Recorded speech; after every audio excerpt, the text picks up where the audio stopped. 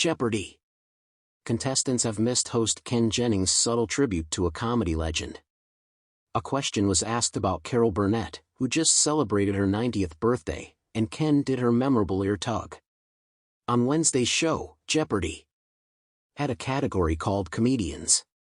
One of the contestants picked the $800 question in the category, which just so happened to be about Carol.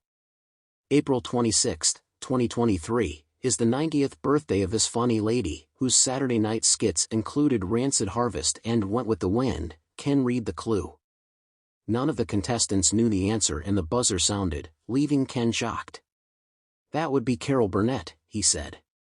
And NBC is airing a special in tribute this evening. As the host said this, he tugged on his ear, something Carol would do at the end of every show. "Can't believe it. Jeopardy!" Fans were shocked that none of the contestants knew the answer to the obvious question. "Love Ken's little ear tug in tribute to Carol Burnett. But can't believe nobody knew the answer," wrote one fan on Instagram. "Seriously, no one knew about Arthur Anderson?" asked another. A third added, "Truly embarrassing that these people didn't know the answer. That was too easy. Can't believe no one got it," said one fan. Carol Burnett, 90 Years of Laughter Plus Love aired on Wednesday, and included celebrity appearances by Julie Andrews, Charlize Theron, Bob Odenkirk, Katy Perry, and Billy Porter, among others. She ended the show with her classic ear tug after Katy's performance, which left some viewers wondering what that meant. Carol tugged on her ear for the first time on TV during the Paul Winchell show as a nod to her grandmother, Mabel. While receiving the Colleagues Champion of Children Award in 2017, the comedian explained what the tug meant. "It was a wave of saying hello to Mabel from a distance. At the awards," she said, "my grandmother raised me out here in Hollywood. When I got my first job in New York, I called her, and I said, 'Nanny, I'm going to be on television Saturday morning.' She said, 'Well, you got to say hello to me.' We figured this out, to pull my ear, and that was my signal to her. It always meant, 'Hi, Nanny. I'm fine. I love you,'" she concluded.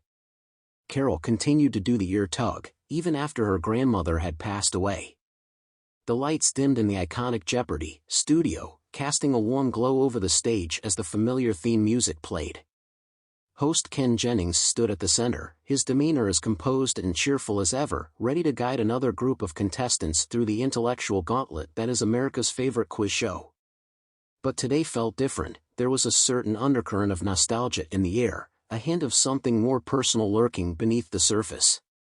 As the contestants took their places behind their podiums, an enthusiastic high school teacher from Idaho named Lisa, a retired lawyer from Florida named Harold, and a tech entrepreneur from California named Priya, the audience buzzed with anticipation. Jennings offered his trademark smile, welcoming the viewers at home before glancing down at a small, unassuming note tucked in his pocket. "Welcome to Jeopardy!" he said, his voice steady. "I'm Ken Jennings, and today we have 3 incredible contestants vying for today's cash prize. Let's take a moment to get to know them." As Jennings introduced each contestant, he felt a warmth in his chest, reminiscent of a comedy legend he admired greatly, someone whose laughter had shaped his childhood. The late comedian's wit had a way of weaving through the fabric of American humor, and today, Ken had decided to honor that legacy in his own subtle way.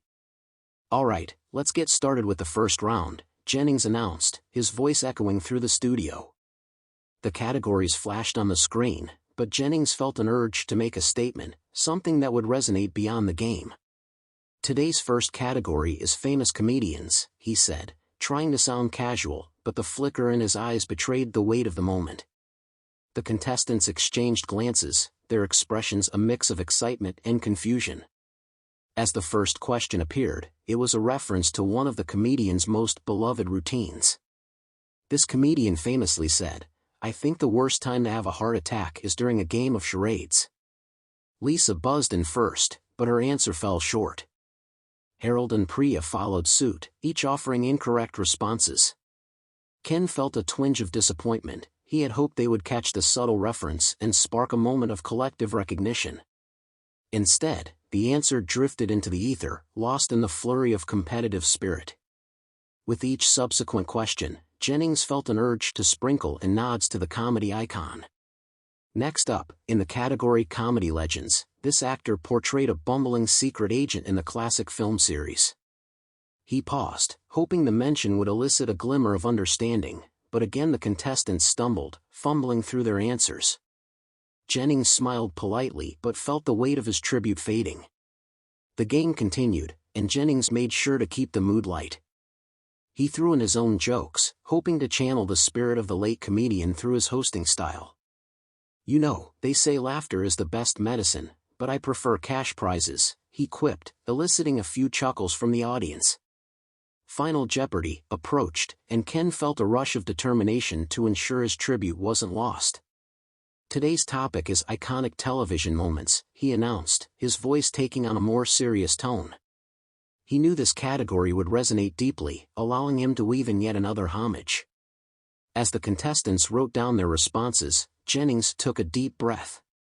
"Here's a hint, think about the time when one simple phrase brought people together and became a part of our cultural lexicon."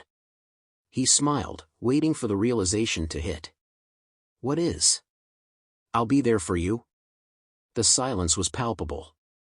All three contestants hesitated before offering their responses, only to miss the mark again. Jennings felt a pang of sadness. This moment was supposed to shine, a celebration of laughter and connection, but the contestants were too focused on the competition to appreciate the subtle nods he had woven throughout the game. As the show wrapped up, Jennings couldn't shake the feeling of disappointment.